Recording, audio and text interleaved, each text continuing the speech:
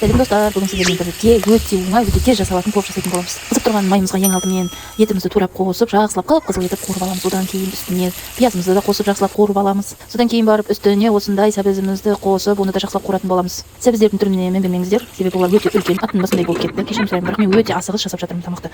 Тамағымызға қажетті барлық ингредиенттерімізді жақсылап қуырып болғаннан кейін үстіне керекті мөлшерде су құямыз. Біршама уақыт қайнағаннан кейін барып мен осындай пловқа арналған дәмдеуіш қосатын боламын. Сосын өзімізге қажетті мөлшерде күрішімізді қосамыз. Оттың астын орташа баяу етіп, қазанның қақпағын жауып, біршама уақыт тамағымызды демдеп аламыз. Енді осы тамағымызбен бірге жейтін салат дайындайтын боламыз. Өкінішке орай менің тоңазытқышымда осындай бір дана ғана қызанақ қалған екен. Сол қызанақпен бірге осындай ащыны қосып, күштеп салат жасайтын боламыз. Осындай укроп та бар екен тоңазытқышымызда, соны да тамақтың үстіне қоссақ өте дәмді болып шығады. Ал мінекей біздің өте тез уақытта дайын болатын пловымыз дайын. Ешқандай идеальный рецепт жоқ деген сөзді естіп алған мен бүгінгі кешкі асымды ешқандай ингредиенттерді мөлшермен қосқан жоқпын. Тек қана көз жобасымен тез жасай қойдым. Нәтижесінде өте дәмді, өте тойымды, әрі тез дайындалатын пловым дайын болып шықты.